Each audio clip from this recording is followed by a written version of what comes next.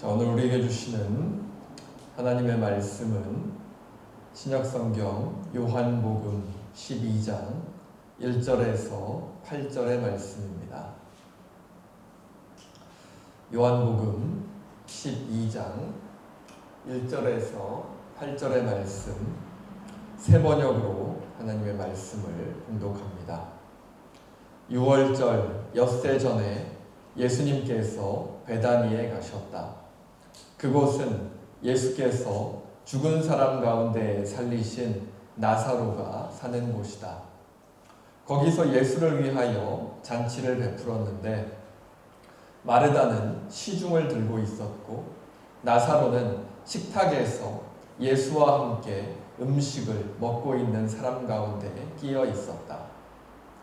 그때에 마리아가 매우 값진 순나드 향유 한 근을 가져다가 예수의 발에 붓고 자기 머리털로 그 발을 닦았다. 온 집안에 향유 냄새가 가득 찼다. 예수의 제자 가운데 하나이며 장차 예수를 넘겨줄 가롯 유다가 말하였다. 이 향유를 300데나리온에 팔아서 가난한 사람들에게 주지 않고 왜 이렇게 낭비하는가? 그가 이렇게 말한 것은 가난한 사람을 생각해서가 아니다. 그는 도둑이어서 돈자루를 맡아가지고 있으면서 거기에 든 것을 훔쳐내곤 하였기 때문이다. 예수께서 말씀하셨다. 그대로 두어라.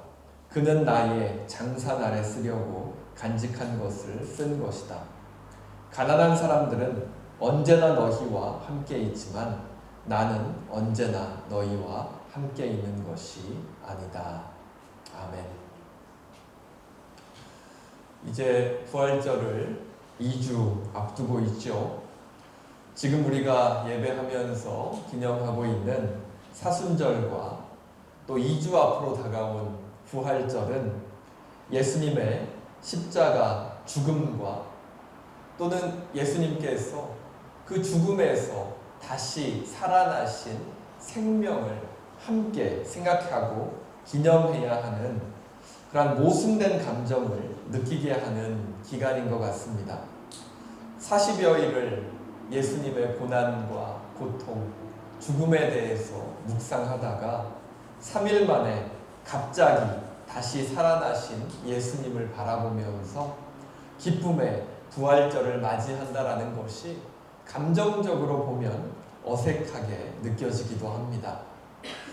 저는 목사로서의 삶을 살아가고 있기 때문에 오전에는 장례식장에 가서 죽음에 대해서 애도하고 죽음에 대해서 생각하다가 또 오후에는 또 결혼식장에 가서 어떠한 부부의 새로운 시작을 축하하는 그러한 삶에 익숙해져 있지만 보통의 삶은 이러한 삶과 죽음의 경계를 왔다 갔다 하고 또 죽음과 생명의 경계를 왔다 갔다 하는 이러한 것은 자연스러운 것은 아니겠죠. 하지만 예수 그리스도의 십자가 죽음을 제대로 이해하지 못하는 사람에게 예수의 부활이라는 것이 아무런 의미를 가질 수 없는 것처럼 우리는 예수님의 부활을 기뻐하기에 앞서서 예수님의 십자가 죽음에 담긴 의미를 깊이 바라보아야 할 것입니다. 오늘의 본문을 통해서 나를 위해 십자가 죽음의 길로 걸어가신 예수님의 모습을 바라보면서 그 의미를 바라보시고 그 깨달은 의미를 통해서 다시 살아나신 예수 그리스도와 기쁨으로 함께할 수 있는 그러한 부활절을 맞이하실 수 있기를 간절히 바랍니다. 오늘의 본문은 예수님께서 십자가 죽음이 기다리고 있는 예루살렘으로 입성하시기 일주일 전의 모습을 우리에게 보여주고 있습니다. 우리가 부활절을 2주 앞에 두고 있는 것처럼 오늘의 본문도 예수님께서 십자가 죽음과 부활까지 약 2주 정도의 시간이 남은 그러한 시점을 우리에게 보여줍니다. 예수님의 십자가 죽음이 얼마 남지 않은 그러한 시기이기 때문에 오늘 말씀의 저자 요한은 예수님의 죽음에 관한 이야기를 오늘의 사건에서 드러내고자 합니다. 그리고 예수님의 죽음을 바라보는 그러한 예수님의 주변에 있었던 사람들의 다른 시각을 오늘의 본문을 통해서 우리에게 보여주지요. 오늘의 본문에 나타난 마리아가 값비싼 그러한 향유를 예수님에게 부은 사건은 꽤 유명한 그러한 이야기이기 때문에 많은 분들이 알고 계시리라 생각합니다. 예수님께서 다시 살려주신 나사로의 집에서 예수님을 다시 만난 마리아가 아주 값비싼 향유를 준비해 와서 예수님에게 부은 사건을 우리에게 보여주고 있죠. 이전에 우리 마가복음의 본문을 다루면서 오늘의 이 사건에 대해서는 우리가 자세히 이야기를 나누었던 적이 있기 때문에 따로 이 내용을 자세히 다루지는 않겠습니다. 오늘의 본문의 이 내용을 우리가 살펴보면 오늘의 본문의 곳곳에는 예수님의 죽음에 관련된 그러한 장치들이 많이 보입니다.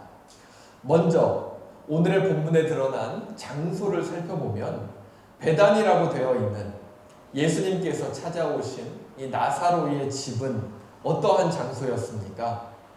이 베다니는 예수님의 십자가 죽음과 부활의 사건이 일어나기에 앞서서 먼저 죽음과 부활이 실현된 장소입니다. 나사로가 병들어서 죽게 되었었죠. 그런데 예수님께서 언제 다시 나사로를 찾아오셨습니까? 나사로가 죽은 지 4일이나 지난 시점에서 예수님께서 나사로를 다시 찾아오셨습니다. 그리고 장례가 진행되는 순간, 그리고 모든 사람들이 나사로의 죽음을 바라보면서 슬퍼하고 있었던 그 시점에 예수님께서 등장하셔서 어떠한 기적을 보여주시죠? 바로 이미 무덤 속에 들어가서 그 시체가 썩은 냄새가 나는, 상한 냄새가 나는 그러한 상황 속에서 예수님께서는 무덤 안에 있는 나사로를 향해서 이리 밖으로 나오너라 라고 명령하시면서 그 죽음 가운데 있었던 나사로를 다시 일으키시고 그 나사로가 죽음을 이기고 다시 살아나는 그러한 기적을 모든 사람들에게 보여주셨던 장소가 바로 오늘 예수님께서 계신 장소, 나사로의 집 베다니입니다. 즉 예수님께서 십자가 죽음과 또 부활을 통해서 그 죽음을 이기시는 모습을 보여주시기 이전에 벌써 그 죽음과 부활의 기적이 일어났던 장소가 바로 이 나사로의 집이라는 것이죠. 즉 예수님께서는 예수님보다 앞서서 먼저 죽음과 부활의 기적이 일어난 이 베다니를 예루살렘에 들어가시기 전에 방문하심으로써 자신의 죽음과 부활이 곧 이루어질 것이라는 것을 우리에게 보여주시는 것이죠. 그리고 이어서 일어난 사건, 마리아가 예수님에게 아주 값비싼 그러한 향유를 부은 사건도 예수님께서는 자신의 장례를 준비하는 것으로 그 의미를 우리에게 이야기해 주십니다. 마리아는 자신의 오라버니를 죽음에서 다시 살려주신 예수님께 감사하면서 값비싼 향유를 아낌없이 예수님께 드린 것이지만 예수님께서는 마리아의 이 행동이 예수님의 장례를 미리 준비하는 것으로 그 의미를 우리에게 가르쳐 주시죠. 하지만 오늘의 본문에는 마리아가 예수님께 향유를 부은 그 의미를 전혀 이해하지 못하는 한 사람도 등장합니다. 누구죠? 바로 나중에 예수님을 은 30개에 팔아버린 예수님의 제자 가룟 유다입니다. 가룟 유다는 마리아가 값비싼 향유를 예수님께 붓는 것을 보면서 마리아를 나무랍니다. 5절 말씀을 보면 가룟 유다는 마리아에게 이렇게 이야기하죠. 뭐라고 이야기합니까?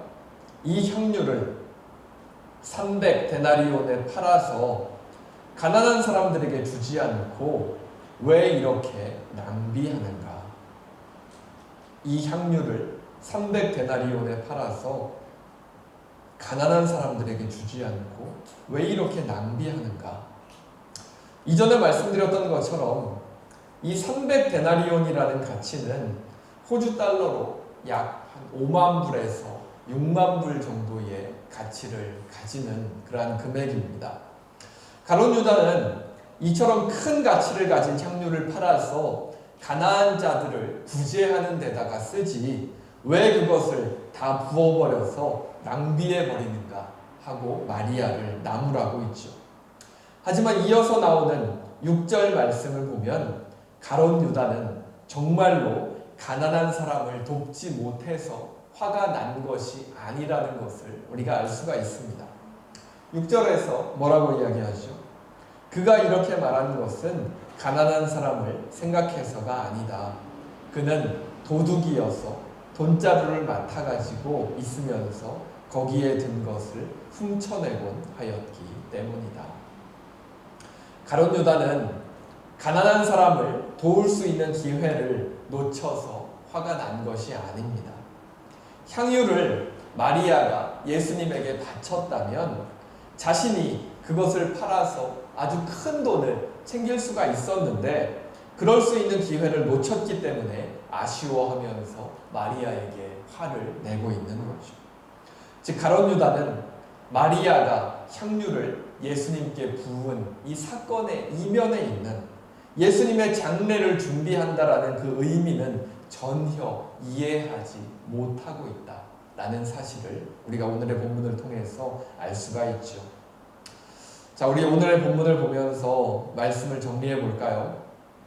오늘의 본문은 예수님의 죽음이라고 하는 아주 큰 그러한 주제 안에서 예수님의 죽음을 함께 준비할 수 있는 사람과 그 죽음의 의미를 전혀 이해하지 못하고 있는 두 부류의 사람을 나누어서 우리에게 보여주고 있습니다. 예수님의 죽음이라고 하는 아주 큰 주제를 우리에게 보여주면서 한편으로는 예수님의 죽음에 함께 참여하고 그 죽음을 함께 준비할 수 있는 마리아라고 하는 인물을 우리에게 보여주고 한편으로는 그 예수님의 죽음을 전혀 이해하지 못하는 예수님의 제자 가룟 유다를 우리에게 보여주고 있죠. 이미 오빠 나사로의 죽음과 부활을 경험한 마리아는 아주 값비싼 그러한 향유라고 할지라도 기꺼이 예수님을 위해서 그 향유를 사용하면서 예수님의 죽음을, 예수님의 장례를 미리 준비하는 그러한 모습을 우리에게 보여줍니다. 하지만 예수님과 3년이나 함께 동행하면서 예수님과 함께 하면서 그 가르침을 받았던 예수님의 제자 가룟 유다는 예수님의 죽음에 대해서는 관심조차 없고 오직 자신이 챙길 재물에만 관심이 있는 그러한 모습을 우리에게 보여주죠. 그리고 이러한 마음가짐의 차이는 어떠한 결과를 가져왔습니까? 두 사람의 인생이 어떻게 변했죠? 이러한 마음가짐의 차이가 이 두 사람을 어떠한 삶으로 이끌었습니까? 예수님의 마음을 이해하면서 예수님과 함께했던 마리아는 예수 그리스도의 십자가 죽음과 부활을 예수님의 바로 옆에서 자신들의 두 눈으로 목격할 수 있는 그러한 영광을 얻었습니다. 예수님께서 베푸시는 기적을 직접 체험하고 오빠 나사로가 죽음에서 다시 살아나는 것을 목격하고 예수님께서 죽으시는 순간 또 부활하시는 순간 또 하늘로 올라가시는 영광의 순간을 예수님과 함께 할 수 있는 그러한 은혜를 얻는 그러한 삶을 살 수 있게 되었다는 것이죠. 하지만 가룟 유다는 어떻습니까? 예수님을 이해하고 예수님을 따라가는 삶이 아니라 자신의 마음 가운데 있는 욕심을 따라가고 재물을 쫓아갔던 가룟 유다는 얼마 되지도 않는 재물로 인해서 예수님을 배반하고 생을 스스로 마감해야 하는 그러한 인생의 모습을 우리에게 보여주었습니다. 오늘 본문에 나타난 마리아와 가룟 유다를 바라보면서 예수 그리스도의 죽음과 부활을 바라보는 이 시대의 그리스도인들을 우리가 함께 생각해 볼 수 있을 것 같습니다. 사순절 기간을 보내면서 예수님의 죽음을 함께 준비해 나갔던 그러한 마리아의 길을 함께 걸어갈 것인가? 아니면 예수님의 죽음을 이해하지 못하고 또 이해하려는 노력조차 하지 않고 자기의 욕심만을 따라간 가룟 유다의 길을 걸어갈 것인가는 전적으로 우리에게 달려 있다라는 것을 우리가 생각해 볼 수 있을 것 같습니다.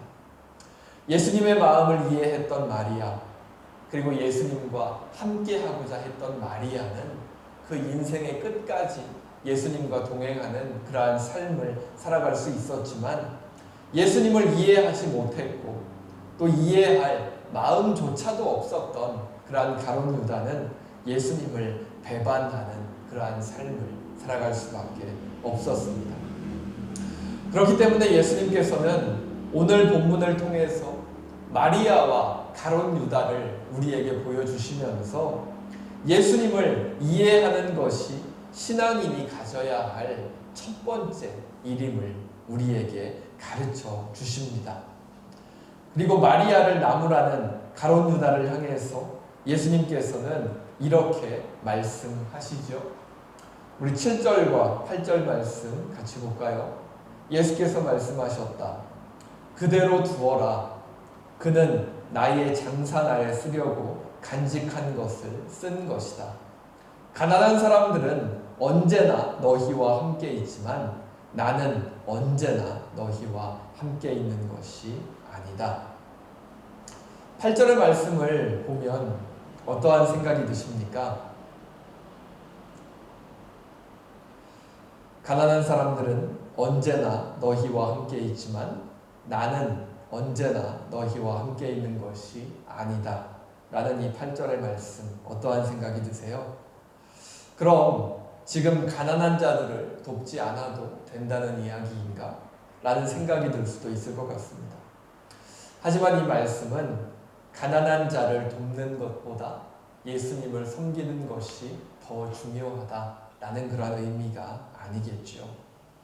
예수님께서 계실 때에는 예수님을 먼저 섬기고 예수님께서 승천하시면 그때 가서 가난한 사람들을 도와도 된다라는 이야기도 아닐 것입니다. 예수님의 이 말씀은 가난한 자를 돕는 자의 마음가짐에 대한 가르침입니다. 가난한 자를 돕고 싶다면 먼저 예수님에 대한 마음을 돌아보라는 그러한 교훈을 예수님께서 우리에게 주고 계신 겁니다. 가난한 자를 돕고 싶다면 먼저 예수님을 향한 나의 마음을 돌아보아라 라고 예수님께서 우리에게 권면하고 계신 겁니다. 왜 이러한 권면을 우리에게 주시는 겁니까? 오늘의 본문에서 가룟 유다의 모습을 보면 이해할 수 있죠. 가룟 유다는 어떠한 모습을 가지고 있었죠? 예수님의 마음을 전혀 이해하지 못한 가룟 유다는 말로는 가난한 사람을 도와주지 못해서 엄청나게 안타까워하는 것처럼 말을 하고 행동하지만 그 속마음에는 자신의 욕심을 채울 생각밖에는 없었습니다. 가룟 유다는 처음부터 가난한 사람들을 도울 마음은 없었고 마리아가 그 향유를 예수님께 바치면 그 향유를 팔아서 아주 큰 재물을 챙길 생각밖에는 하지 않았었죠. 그렇기 때문에 가룟 유다는 말로는 안타까워했지만 그 속마음 속에는 자신의 욕심을 채울 생각밖에는 하지 않았습니다. 하지만 예수님의 마음을 이해하고 예수님과 함께하는 마리아는 어떻습니까? 주님을 위해서 값비싼 향유를 깨트리고 그 향유를 예수님에게 부을 수 있었던 마리아는 주님이 아니라 다른 사람을 위해서도 얼마든지 자신의 향유를 사용할 수 있을 것입니다. 이미 예수님을 위해서 자신의 것을 희생했던 그러한 마리아이기 때문에 예수님이 아닌 다른 사람을 위해서도 얼마든지 자신을 희생할 수 있게 되는 것이죠. 가룟 유다는 예수님을 이해하지 못했기 때문에, 그 마음 가운데 예수님이 계시지 않았기 때문에 다른 사람을 돕는 것을 결코 할 수 없는 그러한 사람이었지만, 마리아는 예수님을 이해하고 예수님의 마음을 가지고 있는 사람이었기 때문에 얼마든지 예수님이 아닌 다른 사람을 위해서도 자기가 가진 것들을 희생해서 도울 수 있는 그러한 사람이 될 수 있는 것입니다. 이처럼 그리스도인의 신앙은 바로 예수 그리스도를 바로 알고 이해하는 것에서 시작되는 것 같습니다. 그렇게 예수님께서도 오늘의 말씀을 통해서 마리아와 가룟 유다를 보여주시고, 예수님의 마음을 이해한 사람과 이해하지 못한 사람이 어떠한 삶을 살게 되는지를 우리에게 보여주시는 것이죠. 우리도 얼마 전에 지금 전쟁 중에 있는 그런 우크라이나 국민들을 위해서, 그 난민들을 위해서 마음을 모았었습니다. 크다면 크고 작다면 작은 약 90만 원 정도 되는 금액을 우크라이나 난민들을 위해서 우리 교회의 이름으로 보낼 수가 있었지요. 그리고 약 한 3억 8천만 원 정도의 금액이 모여져서 약 650만이나 되는 그러한 난민들에게 생필품을 지원하는 데 쓰여졌다고 제가 이메일로 보고를 받을 수 있었습니다.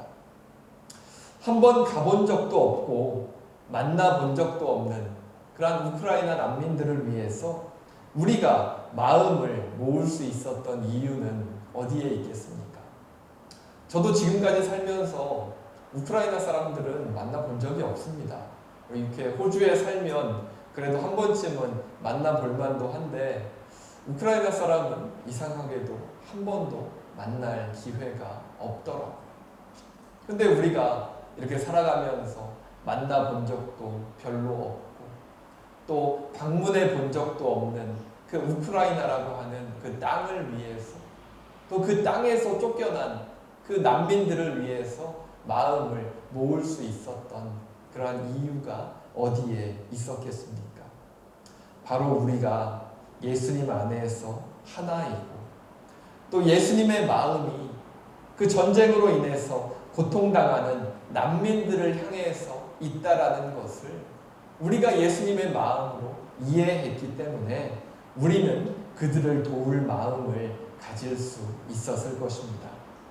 예수 그리스도의 마음을 이해했기 때문에 우리는 기꺼이 그들을 위해서 우리의 재정을 희생할 수 있었던 것이죠.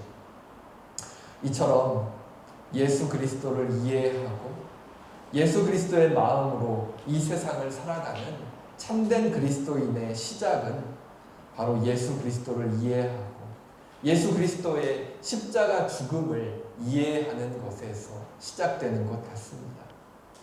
예수 그리스도를 이해할 수 없다면, 예수 그리스도의 마음을 우리가 가질 수 없다면, 그리고 예수 그리스도의 죽음이 이 세상 가운데 어떠한 의미를 가지고 있는지, 그리고 그 예수 그리스도의 죽음이 나에게 개인적으로 어떠한 의미를 가지고 있는지, 그것을 이해할 수 없다면 그 사람은 결코 예수 그리스도의 마음으로 이 세상을 향해 나눔의 삶을 가질 수 없게 될 것입니다. 그렇기 때문에 예수 그리스도를 이해하고 예수 그리스도의 죽음을 이해하는 것은 참된 그리스도인으로서의 삶을 시작하는 첫 걸음이라고 우리가 생각할 수 있게 되겠죠. 이제 부활절을 2주 앞둔 그러한 사순절 주일입니다. 자신의 죽음에 담긴 의미를 드러내시는 그러한 예수님의 모습을 바라보시고, 그 예수님의 마음을 바라보시면서 그 죽음을 이해하고 그 길을 함께 따라간 마리아와 같은 신앙의 길을 우리가 함께 걸어갈 수 있기를 간절히 바랍니다. 자신의 욕심으로 예수님을 이해하지 못하고 예수님의 죽음에 담긴 의미를 이해하려 노력조차 하지 않은 그러한 가룟 유다와 같은 그러한 길이 아니라 예수님의 죽음을 함께 준비하며 나아갔던 그러한 마리아와 같은 길을 우리가 함께 걸어갈 수 있기를 간절히 바랍니다. 마리아처럼 예수님의 길을 이해하면서 따라갈 때 예수님께서 우리와 함께 하시고 끝까지 우리에게 길을 인도해 주실 줄로 믿습니다. 그러한 길을 함께 걸어가기 위해서는 우리가 이 성경에 나와 있는 이 예수 그리스도의 죽음을 그냥 성경에 나와 있는 예수 그리스도라고 하는 그러한 인물의 추상적인 죽음으로 이해하는 선에서 끝나서는 안 됩니다. 이 예수 그리스도의 죽음이 어떠한 의미로 우리에게 다가와야 하겠습니까? 정말 단순히 이 세상을 향한 하나님의 사랑이 예수 그리스도의 죽음을 통해서 이 세상에 나타났다 라는 정도의 이해가 아니라 그 예수 그리스도의 죽음이 나에게는 어떠한 의미를 가지고 있는가?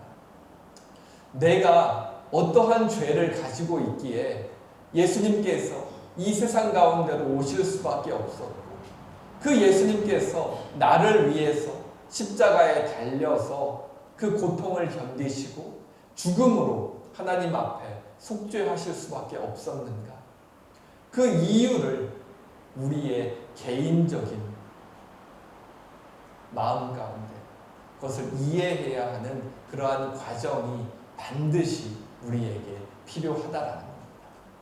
그리고 그 예수 그리스도의 죽음이 우리에게 개인적으로 다가오고 그 죽음에 담긴 의미가 나를 통해서 개인적인 의미로 이해되기 시작할 때 우리는 그 예수 그리스도의 죽음을 통해서 진정으로 나를 만나기 원하시는 예수 그리스도와 함께 할 수 있게 되고 그 예수 그리스도의 죽음을 이해하면서 예수 그리스도와 함께 이 세상을 살아갈 수 있는 그 첫 걸음을 뗄 수 있게 될 것입니다.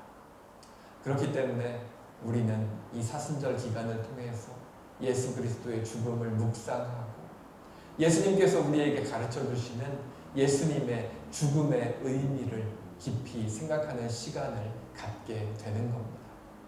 그리고 그 죽음의 의미를 이해한 사람만이 예수 그리스도께서 3일 만에 그 죽음에서 다시 살아나셨다는 그 부활의 의미를 깨달을 수 있게 되고 진정으로 예수님과 함께 그 부활의 기쁨을 함께 나눌 수 있는 그러한 신앙의 길을 걸어갈 수 있게 되겠죠. 그렇기 때문에 우리는 오늘의 본문을 통해서 예수님의 죽음에 담긴 의미를 먼저 생각해보는 시간을 갖게 되는 겁니다. 예수 그리스도의 죽음을 이해할 수 없다면 예수 그리스도의 부활은 아무런 의미도 가질 수 없기 때문이죠. 이 사순절에 이 시간들을 함께 보내면서 예수님의 죽음에 담긴 의미를 깊이 묵상하고 예수님의 죽음과 부활이 나의 삶에 어떤 의미를 가지고 있는지 그 놀라운 은혜를 깊이 경험하실 수 있는 그러한 사순절 기간이 되실 수 있기를 간절히 바랍니다. 이제 2주 정도 남은 그러한 사순절 기간을 우리가 마무리하면서 예수님의 고난과 예수님의 십자가 죽음을 묵상하고 그 예수님의 죽음에 그러한 개인적인 의미를 부여하고 그것을 통해서 예수님을 만나시고 또 그 예수님께서 부활하신 그 기적적인 그 현장을 바라보면서 또 기쁨으로 또 부활절을 함께 준비해 갈 수 있는 우리 모두 될 수 있기를 간절히 바랍니다. 우리 말씀을 기억하면서 함께 기도하겠습니다. 기도합니다. 사랑의 하나님, 오늘도 말씀을 통해서 하나님 앞에서 우리의 모습을 다시 돌아보게 하시니 감사합니다. 사순절 5번째 주일을 보내면서 예수님의 십자가 죽음에 담긴 의미를 생각해 봅니다. 예수님을 이해하지 못하고 자신의 욕심을 따라간 가룟 유다와 같은 삶이 아니라 예수님을 이해하고 예수님의 죽음을 준비하고 함께하며 예수님의 뜻을 예수님과 함께 이루며 살아간 마리아와 같은 삶의 모습이 우리에게 있게 하여 주시옵소서. 예수 그리스도의 십자가 죽음과 부활이 성경 안의 이야기가 아니라 나를 위한 죽음과 부활임을 깨닫고 예수님께로 한 걸음 더 나아갈 수 있는 사순절 기간이 되게 하여 주시옵소서. 예수 그리스도께서 이 땅에 오신 참된 의미를 깨닫는 사순절 기간이 되게 하여 주시고 예수 그리스도의 사랑과 은혜가 전쟁의 포화 속에서도 코로나로 지친 사람들의 마음 속에도 삶의 어려움에 지친 사람들의 마음 속에도 임하게 하여 주시옵소서. 이 시간 기도할 때 우리 모든 성도들의 가정에 찾아가 주셔서 어디에 있든지 어떠한 상황 속에 있든지 늘 하나님의 은혜 안에 살게 하시고 특별히 코로나로 인해 어려운 상황 속에서 그리고 몸의 아픔과 마음의 아픔으로 하나님께 나아가는 성도들을 기억하여 주시고 하나님 안에서 하루하루 회복되어 갈 수 있는 은혜를 허락하여 주시옵소서. 하나님께서 우리 모든 성도들의 가정에 늘 함께하여 주심을 믿으며 이 모든 것 우리 주 예수 그리스도의 이름으로 기도합니다. 아멘. 이제는 우리 주 예수 그리스도의 은혜와 하나님의 사랑과 성령님의 감동, 감화, 인도하심이 나를 위해 십자가 죽음을 향해 걸어가신 예수 그리스도와 함께 교회로, 가정으로, 또 이 세상으로 다시 나아가기 원하는 모든 성도들과 자녀들과 그 삶의 자리 가운데 지금으로부터 영원토록 함께 하시기를 간절히 축원하옵나이다. 아멘.